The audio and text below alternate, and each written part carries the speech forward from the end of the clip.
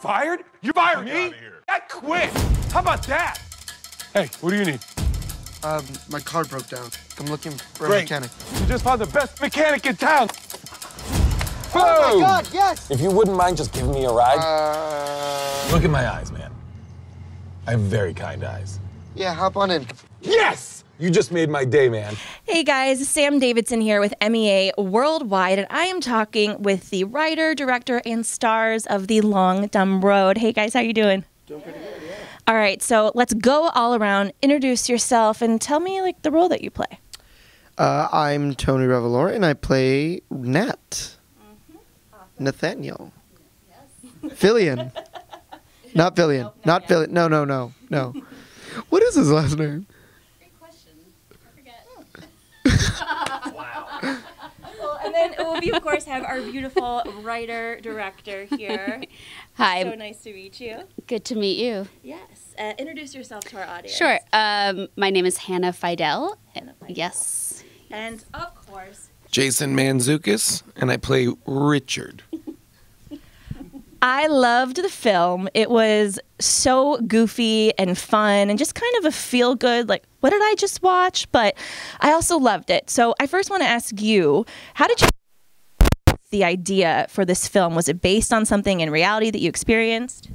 It certainly wasn't anything that I experienced. I had a friend who picked up a drifter on a road trip from Austin to California.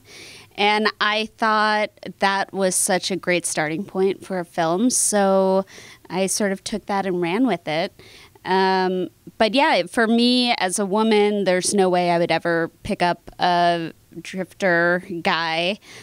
So it was fun to sort of step into someone else's shoes and get to experience something that I certainly would have never done myself. And you wrote for two men. You know, there's, of course, amazing women and a great cast that come in and out. But what was it like writing primarily for two men? Here, I'm going to give you the mic. We'll pass it around. It was great, once again, to sort of write for someone who wasn't myself. As a creator, I think it's important to not just do the same thing over and over again. And, you know, forever, guys have been writing female parts, so I don't understand why it is a big deal for a woman to write guy parts. You know, of course, Jason, so I don't want to say you're typecast. I mean, are you just a crazy dude in real life? What is it about you that attracts you to these just wacky roles? But you still have a heart, you know? Well, thank you. I am not a crazy dude in real life. People are always very disappointed to find that out.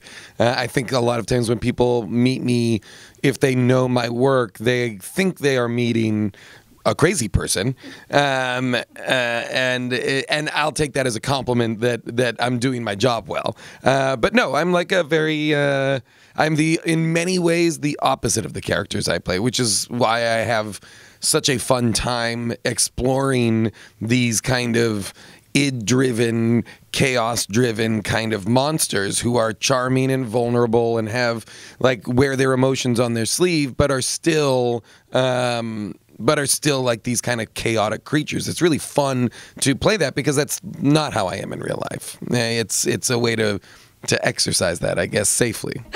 Well, and of course you, Tony. So you play this very earnest, young, naive character. Are you like him at all? Really high-pitched. I mean, I feel like everyone at one point is like Nat and has that naiveness. And everyone starts out that way. I don't think anyone doesn't have that. So, yeah, I'm sure at some point in my life I was like that. And, you know, through the power of gumption, you get it going and you become an adult. It is kind of a coming-of-age story for you. Yeah. I mean, it's great, you know. The character learns to grow up, you know. He starts making decisions for himself. And it is a bit of a coming-of-age story, and I think that's what's really cool.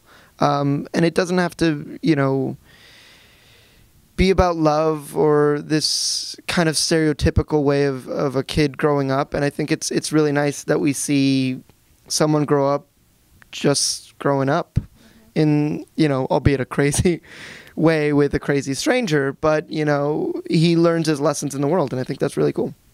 And I also loved the women sprinkled out, you know, throughout the entire film, who are some of the best actresses, like some huge names. Tell me a little bit about how you got these wonderful ladies involved and what kind of attracted them to the project.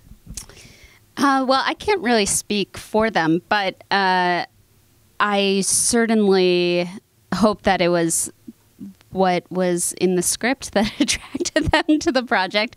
I think the roles were really funny, and I think for specifically Grace and Thaisa, they don't get the chance to do comedy. And so this was really a sort of fun excursion for them. And Casey is so good in this, but her scene isn't really, I mean, that's like the most dramatic scene in the film, in my opinion. So, but still, like these lovely moments of levity, or like a great line, or like I love when after that whole scene has happened of chaos, that she says to her daughter, "Don't tell your father." Yeah, I think that's such a great button. Yeah, that is my favorite line. Yeah. Thank you guys so much for talking with us. It was a pleasure. Loved the film. Yay, of course.